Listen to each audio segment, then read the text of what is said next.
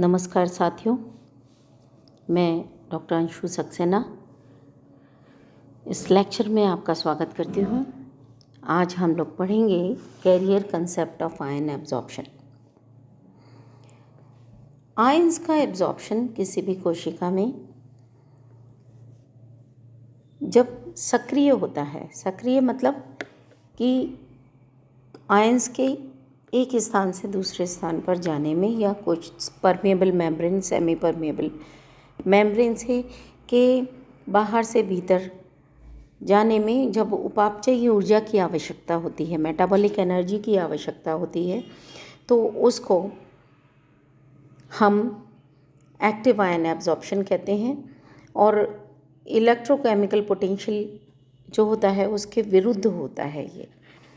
अब अलग अलग साइंटिस्ट ने अलग अलग विधियां बताई आयंस के प्लाज्मा झिल्ली में से पास होने के लिए, और सबका ये मानना था कि कुछ कैरियर्स होते हैं प्लाज्मा झिल्ली में जो कि आयंस को लेकर के एक स्थान से दूसरे स्थान तक जाते हैं।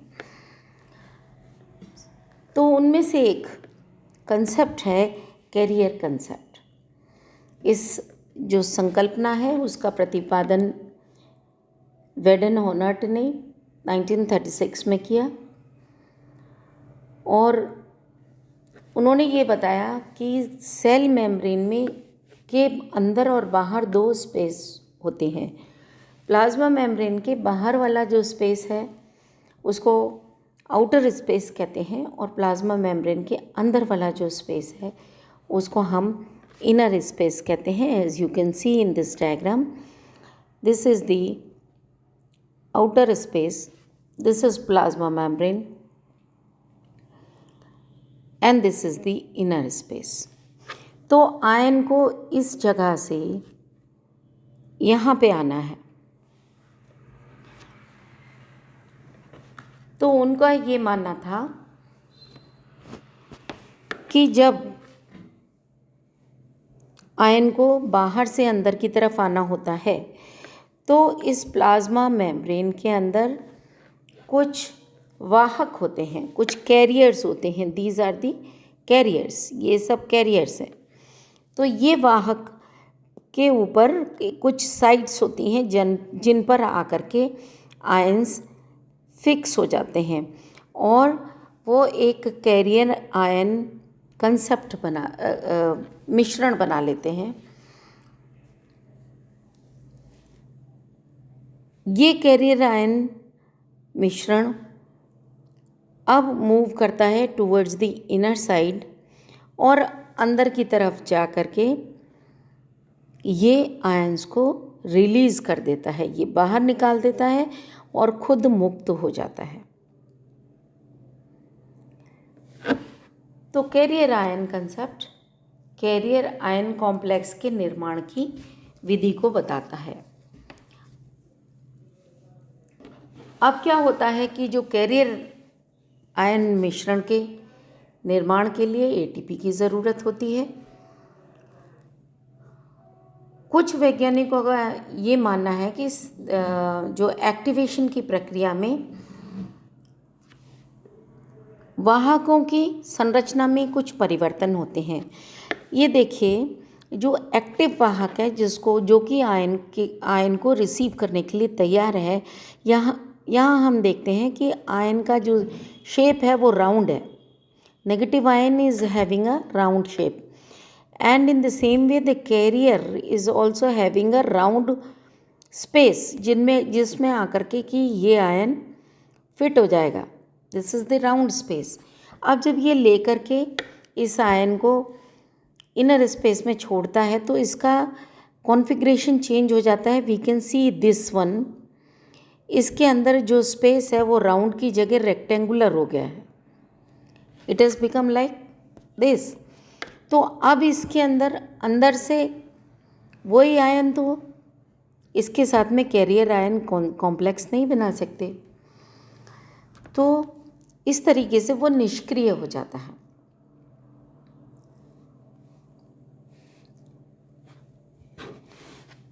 कुछ एंजाइम्स होते हैं जो कि कैरियर आयन कॉम्प्लेक्स को तोड़ने में हेल्प करते हैं। तो ये हाइपोथेसिस हम इस तरीके से देख सकते हैं, carrier plus ATP in the presence of metabolic energy, carrier activate हो जाता है। अब कैरियर के एक्टिवेशन से क्या तात्पर्य है? कैरियर के एक्टिवेशन से तात्पर्य है कि इसका जो कॉन्फ़िगरेशन था रेक्टेंगुलर था, इससे वो कैसा हो जाता है, उसका कॉन्फ़िगरेशन वापस आयन को रिसीव करने के लिए तैयार हो जाता है, यानी कि रेक्टेंगुलर से राउंड हो जाता है और फिर वो आउटर स्पेस की तरफ मूव कर जाता है। So this carrier becomes active with the help of ATP. अब ये सक्रिय हो गया। सक्रिय होने के बाद में ये आयन के साथ यूनाइट किया और एक्टिवेटेड कैरियर आयन मिलकर के कैरियर आयन सम्मिश्रण बनाया। कैरियर आयन सम्मिश्रण इनर स्पेस की तरफ गया, एंजाइम की सहायता से उसने आयन और निष्क्रिय वाहक बना दिया। So this is carrier ion concept. अब इस कैरियर आयन कंसेप्ट को समर्थन करने वाले कुछ एक्सपेरिमेंट्स हैं। तो पहला एक्सपेरिमेंट है आइसोटोपिक एक्सचेंज या समस्थानिक विनिमय।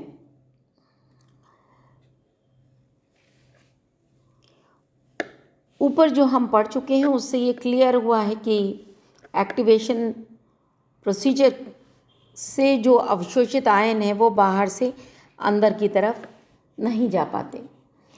तो इसको कंफर्म करने के लिए एप्स्टीन और लेगेट ने 1956 में समस्थानिकों का या आइसोटोप्स का प्रयोग किया और उन्होंने ये एक्सपेरिमेंट जो किया उसमें उन्होंने देखा कि आंतरिक क्षेत्र से जो अवशोषित आयन है वो बाह्य क्षेत्र में उपस्थित उसी जाति के आयनों के साथ में अविनिमयी होते हैं और उसका मुख्य कारण ये होता है कि आंतरिक क्षेत्र से बाह्य क्षेत्र की तरफ आयन के रूप में पार नहीं हो सकते। इसके लिए उन्हें कैरियर आयन कॉम्प्लेक्स बनाना पड़ता है, लेकिन आंतरिक क्षेत्र में वाहक आयनों के साथ संयोजक नहीं होते। क्यों नहीं होते? क्योंकि उनकी जो साइड्स है जहाँ पर कि आयन्स एब्जॉर्ब होते हैं वो साइड्स की शेप चेंज हो जाते हैं। तो उन्होंने S35 सल्फ़र जो थी हैवी सल्फ़र उसका प्रयोग किया और उन्होंने देखा कि S35 बाहर जब डाली जाती है तो अंदर तो इकट्ठी हो जाती है, लेकिन उसकी मात्रा अंदर से बाहर नहीं आती है। जितना हमने डाला वो जा कर के अंदर इकट्ठी हो गई। दूसरा जो एक्सपेरिमेंट है वो है सेचुरेशन इफेक्ट का। आयनों की सांद्रता अगर हम आउटर स्पेस में बढ़ा देते हैं, आउटर स्पेस में जो भी सॉल्यूशन है उसके अंदर अगर हम आयनों की सांद्रता बढ़ा देते हैं तो इनका एब्जॉर्प्शन और ट्रांसपोर्टेशन बढ़ जाता है। लेकिन एक सीमा के बाद एक्टिव एब्जॉर्प्शन की दर स्थिर हो जाती है। हमने धीरे धीरे आयंस को बढ़ाया। इनिशियली तो आयनों का एब्जॉर्प्शन बढ़ गया, लेकिन कुछ समय के बाद आयनों का एब्जॉर्प्शन कांस्टेंट हो गया। वो क्यों हो गया? क्योंकि हम आयंस की संख्या तो बढ़ा सकते हैं, किसी भी सॉल्यूशन में आयंस की मात्रा बढ़ा सकते हैं, लेकिन क्या हम मेम्ब्रेन में कैरियर्स की संख्या बढ़ा सकते हैं? नहीं। जितने कैरियर्स हैं उतने ही रहेंगे। तो जब तक आयनों की कंसंट्रेशन कम थी तो कुछ कैरियर्स ऐसे थे जो फ्री भी थे कुछ ने तो कैरियर आयन कॉम्प्लेक्स बना लिया, लेकिन कुछ फ्री भी थे। तो जब हम आउटर सॉल्यूशन के अंदर आयन की संख्या बढ़ाते हैं तो आयनों के ट्रांसपोर्टेशन की दर तब तक बढ़ती रहती है जब तक कि जितने भी कैरियर्स मौजूद हैं वो सारे कैरियर्स कैरियर आयन कॉम्प्लेक्स बनाते हैं, वो सारे सैचुरेट होते हैं।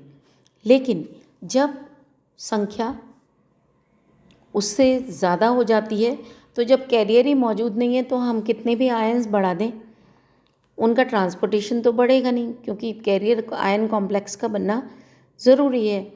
तो निश्चित कैरियर्स होने के कारण इनका ट्रांसपोर्टेशन आयंस का एक समय के बाद में निश्चित हो जाता है। तो ये अगेन सपोर्ट करती है कैरियर्स के कंसेप्ट के को। उसके बाद में तीसरा स्पेसिफिसिटी। स्पेसिफिसिटी ये कहती है कि कुछ आयंस होते हैं, एपिस्टन और हैगन ने 1952 के अंदर ये एक्सपेरिमेंट किया और उन्होंने बताया कि कुछ कैरियर्स ऐसे होते हैं जो कि 2-3 आयंस के लिए एक्टिव साइट रखते हैं, जैसे कि पोटेशियम, सीजियम और रूबिडियम। इनका जो संयोजक का एक ही संयोजक आयन बंद स्थल होता है। मतलब ये कि कैरियर प्रोटीन एक होती है जिस पे पोटेशियम भी लग सकता है और जिसमें सीजियम भी लग सकता है और रूबिडियम भी लग सकता है।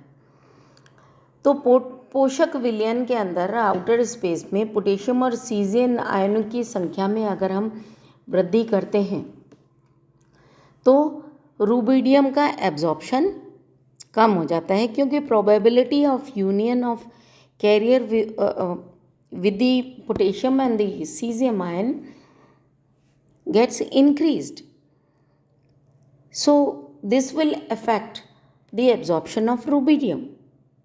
रूबिडियम का अवशोषण प्रभावित हो जाएगा और पोटेशियम और सीजियम का अवशोषण कंपैरेटिवली बढ़ जाएगा। लेकिन अगर इस सॉल्यूशन में सोडियम और लिथियम की सांद्रता बढ़ा दी जाए, किस चीज़ की? सोडियम और लिथियम, तो क्या पोटेशियम, सीजियम और रूबिडियम के एब्जॉर्प्शन पे कोई असर पड़ेगा?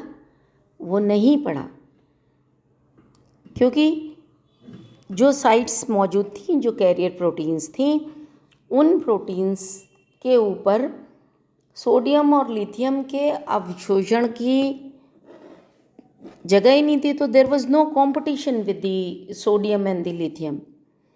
इसलिए पोटेशियम, सीजियम और रूबिडियम के अवशोषण पर कोई प्रभाव नहीं पड़ा।